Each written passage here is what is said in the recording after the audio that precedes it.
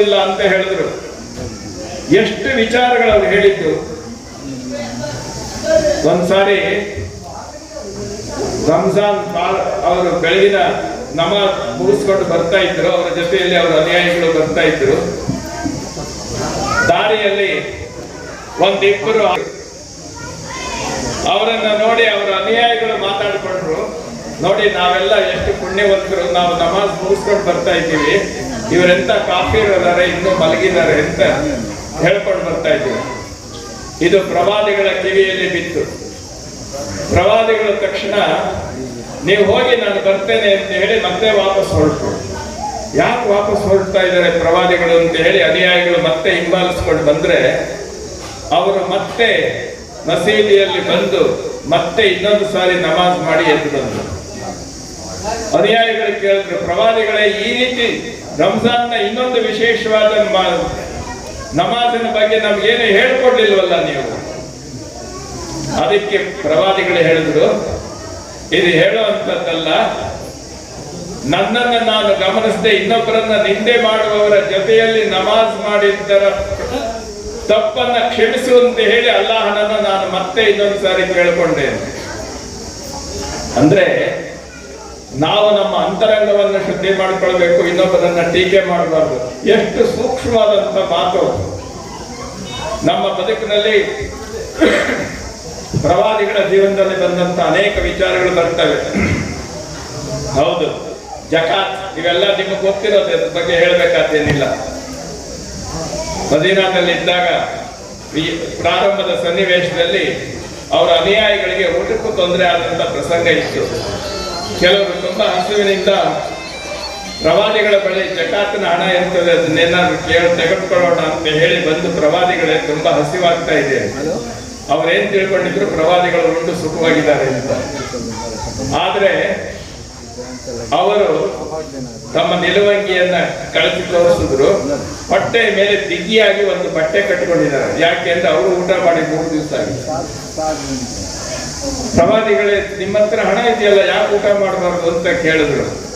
ಅದು ದೈವಿ ಕಲ್ಪನೆಗೆ ಬಂದಿರುವಂತ ಹಣ, ಅದನ್ನು ನಾನು ಉಪಯೋಗಿಸಬಾರ್ದು, ಬನ್ನಿ ಹೋಗೋಣ ಅಂತ ಹೇಳಿ ಮತ್ತೆ ಈ ಶಿಷ್ಯರನ್ನ ಕರ್ಕೊಂಡು ಕೆಲವರು ಮನೆ ಹತ್ರ ಹೋದ್ರು. ಒಬ್ಬ ಇದ್ದ, ಅವನನ್ನ ಹಸಿವಿನ ಲೆಕ್ಕಾಚಾರ ಗೊತ್ತಾದಾಗ ಅವನು ಹೇಳ್ದ, ಪ್ರವಾದಿಗಳೇ, ನನ್ನ ಹತ್ರ ಏನೂ ಇಲ್ಲ, ನನ್ನ ಹತ್ರ ಒಂದಷ್ಟು ಖರ್ಜೂರ ಇದೆ ಎಂದು ತಂದಿಟ್ಟ.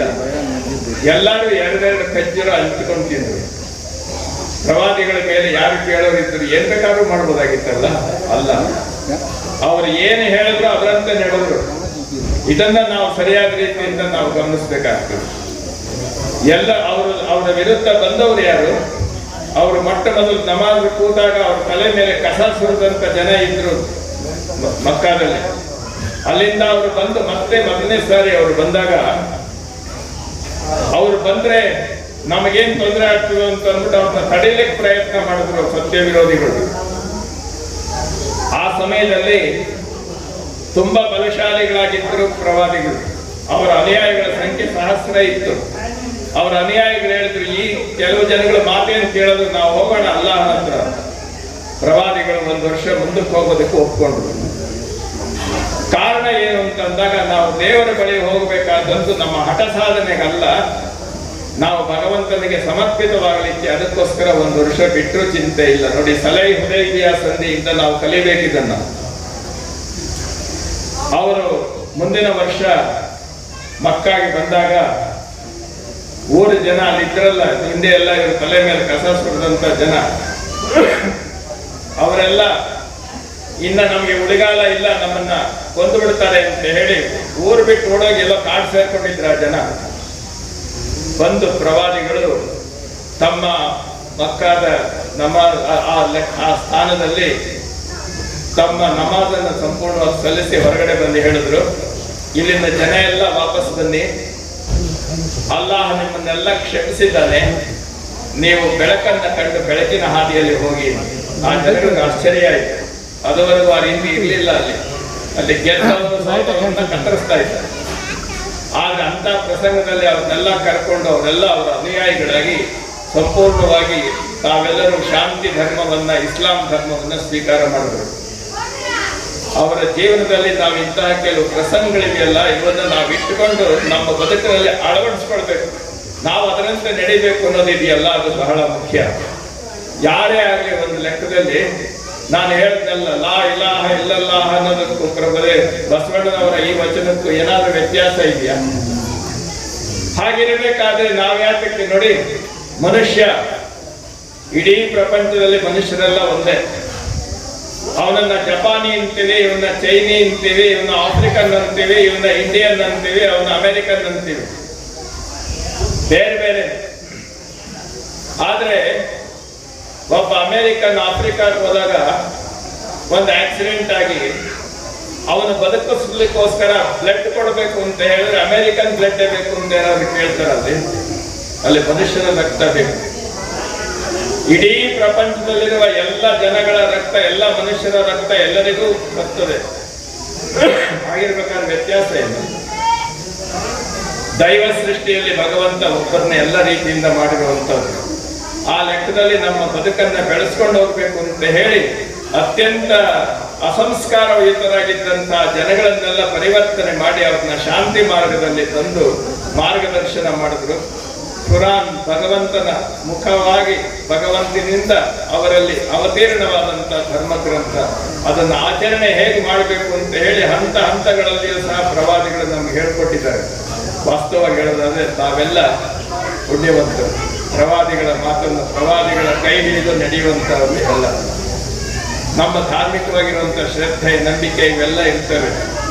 ಆದರೆ ಪ್ರವಾದಿಗಳನ್ನು ಸಹ ಮಕ್ಕಾದಲ್ಲಿ ಭಗವಂತನ ಆಜ್ಞೆಯಂತೆ ನಡೀಬೇಕಾದ್ರೆ ಇವರನ್ನ ಪರೀಕ್ಷೆ ಮಾಡಲಿಕ್ಕೆ ಸೈತಾನ್ ಬಂದ. ಸೈತಾನ್ ಬಂದು ಬಹಳಷ್ಟು ಆಸೆ, ನಿಮ್ದು ಏನು ಬೇಕಾದ್ರೂ ನಿಮ್ಮ ಹಾಗೆ ಹೀಗೆ ನೀವು ಇದನ್ನು ಬಿಟ್ಟು ಬನ್ನಿ ಅಂತ ಹೇಳಿ ಕರೆಯುವಂತ ಕಾಲ ಬಂದಿತ್ತು. ಆದ್ರೆ ಅದನ್ನ ಯಾವುದನ್ನ ಗಮನಿಸದೆ ಸೈತಾನನ ಕಡೆಗೆ ಒಂದು ಕಲ್ಲು ಹಾಕೋದು. ಹೌದು, ನೀವೆಲ್ಲ ಅಜ್ಯಾತ್ರೆಗೆ ಹೋದಾಗ ಸೈತಾನನ ಕಲ್ಲು ಹಾಕಿ ಬರ್ತೀರಿ. ಅರ್ಥ ಏನು ಅಂತಂದ್ರೆ ಈ ಆಸೆ ಆಮಿಷಗಳ ಸೈತಾನನನ್ನ ದೂರ ಇಟ್ಟಿದ್ದೀವಿ ಅಂತ. ಸೈತಾನನ್ನ ನಾವು ಕಲ್ಲೊಡಿಲಿ ಕಲ್ಲು ಮಾತ್ರ ಹೋಗ್ತೇವೆ. ಈ ಸೈತಾನ್ ಇದನ್ನಲ್ಲ, ಅವನು ಇಡೀ ಪ್ರಪಂಚವನ್ನೆಲ್ಲ ವ್ಯಾಪಿಸಿದ್ದಾನೆ, ಎಲ್ಲಾ ಕಡೆಯಲ್ಲೂ ಇದ್ದಾನೆ. ನಮಗೆ ಗೊತ್ತಿಲ್ಲದ ರೀತಿಯಲ್ಲಿ ನಮ್ಮನ್ನ ದಾರಿ ತಪ್ಪಿಸುವಂತ ಕೆಲಸ ಮಾಡ್ತಾನೆ. ಅಂತ ವಿಚಾರಗಳಲ್ಲಿ ಯಾವತ್ತೂ ಸಹ ಸೈತಾನನಿಗೆ ಕಲ್ಲೊಡಿಬೇಕಾದ್ರೆ ನಾವು ಮಕ್ಕಾಗೆ ಹೋಗ್ಬೇಕು ಅಂತ ಏನಿಲ್ಲ. ನಮ್ಮ ಮನಸ್ಸಿನಲ್ಲಿ ಅಲ್ಲಾಹ್ ಗಟ್ಟಿಯಾಗಿ ನಿಂತಾಗ ನಮಗೆ ಬರ್ತಕ್ಕಂಥ ದುರಾಲೋಚನೆಗಳು ಮತ್ತು ನಮ್ಮನ್ನ ದಾರಿ ತಪ್ಪಿಸುವ ಮಾತುಗಳನ್ನೆಲ್ಲ ತಿರಸ್ಕಾರ ಮಾಡೋದಿದೆಯಲ್ಲ, ಅದು ಸೈತಾನಿಗೆ ಕಲ್ಲೊಡೆಯುವಂಥದ್ದು. ಇನ್ಸಾನಿಯತ್ ಮತ್ತು ಸೈತಾನಿಯತ್ ಇವೆರಡನ್ನ ನಮ್ಮ ಮುಂದೆ ಇಟ್ಟಿದ್ದಾನೆ ದೇವರು. ಆಯ್ಕೆ ನಿಂದು, ನೀನೇನ್ ಬೇಕೋ ಅದನ್ನ ಎತ್ಕೋ. ಈ ವ್ಯವಸ್ಥೆಯಲ್ಲಿ ಪ್ರವಾದಿಗಳು ನಮಗೆ ಸರಿಯಾದ ಮಾರ್ಗದರ್ಶನ ಮಾಡಿಕೊಟ್ಟು ಹೋಗಿದ್ದಾರೆ. ಯಾವತ್ತೂ ಬೇರೆ ಅಂತ ಹೇಳಲಿಕ್ಕೆ ಸಾಧ್ಯ ಇಲ್ಲ. ಅಂಥವರ ನೆನಪಿನಲ್ಲಿ ನಾವು ಕುಂತು ಕೆಲವು ಗಂಟೆಗಳ ಕಾಲ ಪರಸ್ಪರ ವಿಶ್ವಾಸವನ್ನು ಬೆಳೆಸ್ಕೊಳ್ಳುವಂತ ಒಂದು ಆತ್ಮೀಯತೆಯ ವ್ಯವಸ್ಥೆ ಇದೆಯಲ್ಲ, ಅದನ್ನು ಬೆಳೆಸ್ಕೊಂಡು ಹೋಗೋದಿದೆಯಲ್ಲ, ಅದಕ್ಕಿಂತ ದೊಡ್ಡದು ಇನ್ನೇನಿದೆ? ನಮ್ಮ ತುರಾಬಿಯ ಈ ಸಂಸ್ಥೆಯಲ್ಲಿ ಎಲ್ಲ ಹಿರಿಯರು, ನಾವೆಲ್ಲ ಅನುಭವಿಗಳು, ನೀವೆಲ್ಲ ಸೇರಿ ಇಂಥ ಕಾರ್ಯಕ್ರಮವನ್ನು ನಡೆಸ್ತಾ ಇದ್ದೀವಿ. ನಾನೇನು ನಿಮಗೆ ಬೋಧನೆ ಮಾಡುವಷ್ಟು ಯೋಗ್ಯತೆ ಇದ್ದವನು ಅಂತ ತಿಳಿಬೇಡಿ. ನೀವೆಲ್ಲ ಎಕ್ಸಾಮಿನರ್ಸ್. ನಾನು ತಿಳಿದದ್ದನ್ನ ನಿಮ್ಮ ಮುಂದೆ ಹೇಳ್ತಕ್ಕಂಥ ವಿದ್ಯಾರ್ಥಿ. ನಾನು ಪಾಸ್ ಮಾರ್ಕ್ಸ್ ಎಷ್ಟು ಕೊಡ್ತೀರಿ ಅದು ನಿಮಗೆ ಸಂಬಂಧಪಟ್ಟಿದ್ದು ಅಷ್ಟೇ. ಅಷ್ಟು ಲೆಕ್ಕಾಚಾರದಲ್ಲಿ ನಾವೆಲ್ಲ ಒಟ್ಟಾಗಿ ನೋಡಿ, ಒಂದು ಮಾತು ಹೇಳ್ತಿದ್ದೆ ಉಪನಿಷತ್ನಲ್ಲಿ, ಪರಸ್ಪರಂ ಭಾವೆಯಂತಹ ಶ್ರೇಯ ಪರಮವಾಪ್ಸ್ಯತ. ಪರಸ್ಪರ ವಿಶ್ವಾಸದಿಂದ ಎಲ್ಲರೂ ಭಗವಂತನ ಕಡೆಗೆ ಹೋಗೋಣ ಅಂತ ಅನ್ನುವಂಥ ಮಾತು. ಈ ಮಾತಿನಲ್ಲಿ ನಾವು ವ್ಯವಸ್ಥೆ ಮಾಡ್ಕೊಂಡು ಹೋಗ್ಬೇಕು. ಯಾರೋ ಏನೋ ಮಾಡಿದಂಥ ವ್ಯವಸ್ಥೆಗಳಿಗೆ ನಾವೆಲ್ಲ ನೋವನ್ನು ಅನುಭವಿಸುವಂತ ಕಾಲ ಬರ್ತದೆ. ಒಂದು ಮಾತಿದೆ, ಉರ್ದು ಒಂದು ಕಹಾವತ್ತು ಇದೆ, ಬಹಳ ಸ್ವಾರಸ್ಯವಾಗಿದೆ. ತಾರೀಖೆ ಜಮಾನೆಗೆ ಔರಾಕ್ ಲಿಖಾ ಹೈ, ಲಮ್ಹೋ ನೆ ಖತಾ ಕಿ ಥಿ ಸದಿಯೋ ನೆ ಸಜಾ ಪಾಯಿ.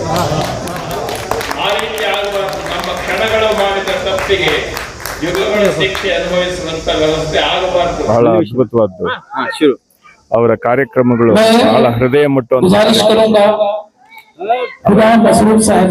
ಅವರ ಕಾರ್ಯಕ್ರಮಗಳು, ಹೃದಯ ಮುಟ್ಟುವಂತಹದ್ದು. ನಾವೆಲ್ಲ ಭಗವಂತನ ಮಕ್ಕಳು ಒಟ್ಟಿಗಿರಬೇಕು ಅನ್ನೋ ಲೆಕ್ಕದಲ್ಲಿ. ಇಸ್ಲಾಂ ಅಂತ ಅನ್ನುವಂಥದ್ರ ಅರ್ಥ ಶಾಂತಿ. ನಾನು ಹೇಳಿದ್ದೇನೆ, ಆ ರೀತಿ ಬದುಕೋದನ್ನ ನಾವೆಲ್ಲ ಅಭ್ಯಾಸ ಮಾಡ್ಕೊಳ್ಬೇಕು. ಕೆಲವೊಂದಿಷ್ಟು ಶಕ್ತಿಗಳು ಸಮಾಜ ಅಲ್ಲ, ಅದು ಬೇಡ. ಮಾಡ್ತಾ ಇರೋದು ಏನ್ ಹೇಳಿಕ್ ಬಯಸ್ತೀರಾ? ಅವೆಲ್ಲ ನಾವೇನು ಹೇಳೋದಿಲ್ಲ. ಯಾಕೆಂದ್ರೆ ನಾವು ಹೋಗ್ತಾ ಇರ್ತೀವಿ, ಏನೋ ಪ್ರಾಣಿಗಳು ಕೂಗ್ತಾ ಇರ್ತವೆ, ಅದನ್ನ ನಾವು ನೋಡ್ಬೇಕಾದಿಲ್ಲ. ನಮ್ಮ ದಾರಿ ಶುದ್ಧವಾಗಿದ್ರೆ ಸಾಕು.